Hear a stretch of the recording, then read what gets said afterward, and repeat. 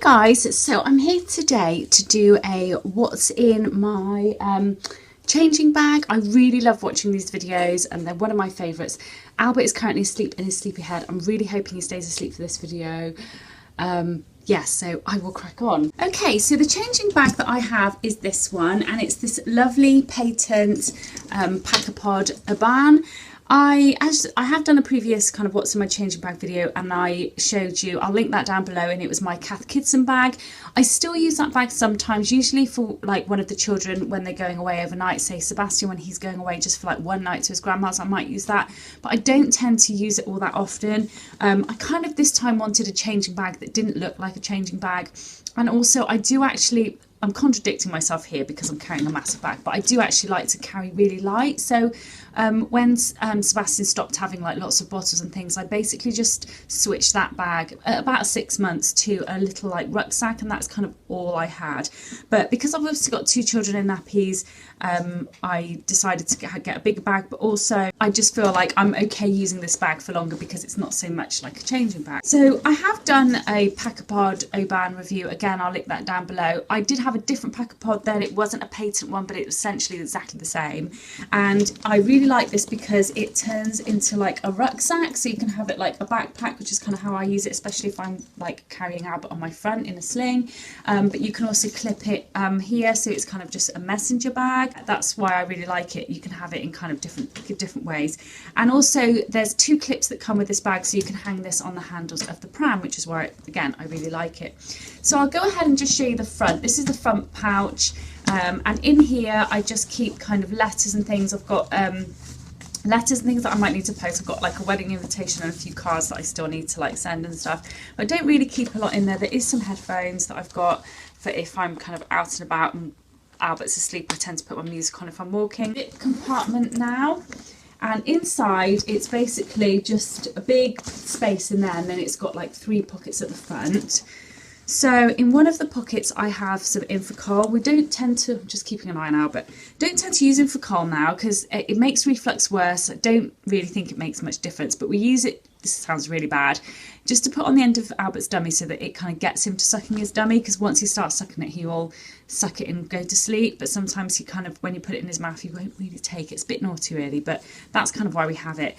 And then I've got these cards as well, and these are from Can I Breastfeed It page on Facebook. There's also a website, and basically they're thank you for breastfeeding in public.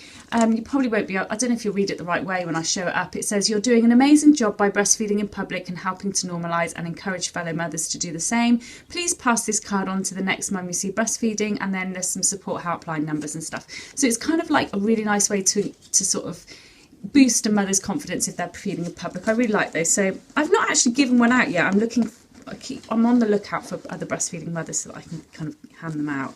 And then in the next kind of compartment, I've basically just got dummies. I've got such a variety of different dummies. We're still at the stage of trying to encourage Albert to kind of suckle on one, because he will settle once he's a very sucky baby. He will settle eventually once he's got one.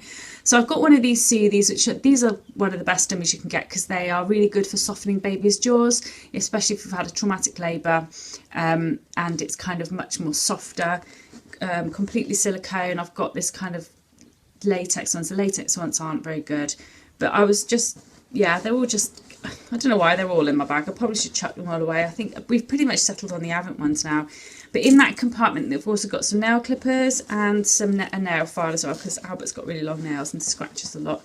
And then the next compartment, I've got some bacterial gel. I've got some Ambisol teething liquid, which probably will come in handy with Albert soon, but it's mostly used for Sebastian because he's still teething his molars. And also some aloe vera lip balm, that's it. And as well, it's got one of these things which is really handy to put your keys, because it stops you kind of rummaging around in your bag to try and find your keys. I've also got my wallet in here, which is humongous. I've got a blood sheet form because I need to go and get some blood tests done. I've got a spare little hat, so it's actually getting a bit small now. What else? I don't think there's actually anything else in there. I usually carry Albert's ranitidine with us as well, you know, just to kind of, if he needs an afternoon dose. And obviously Sebastian usually has like a drink in there and some snacks, and it does tend to fit that. So turn the bag around, and these are the pod compartments. Now it comes with a black pod, which is like a feeding pod. It's basically like a cool bag. We've taken that out. We don't tend to use that unless well, if you're bottle feeding, it'd be really handy for insulation and that kind of thing, or if you've got like snacks and yogurts and things that kind of need to be kept cool, it would be good, but for us we just don't need it. So on this side I actually keep my ring sling. I usually keep it in a bag, but it's not in the bag. I'll put it in there now. I tend to have that and keep that with me so that if we're out and about and Albert gets fussy, I can just kind of whip him out, put him in the ring sling, and he will pretty much kind of calm down. It's really handy to just have with me all the time. So it will normally go in this little pod, and it will fit kind of in the side here. And I like to keep this side empty as well, just so that I can fit any extra bits in there. So we are back to cloth napping Albert as well, although I haven't been using cloth napping when I'm out and about, but I tend to put as well the dirty nappies in the wet bag on that side too. Then on the other side we've got the little pod that it comes with, and the great thing about this pod, it's got a handle there so you can actually attach it to the pram if you didn't want to take your whole bag out. And in there at the moment I've just got some wet wipes, which I keep in this kind of like small container.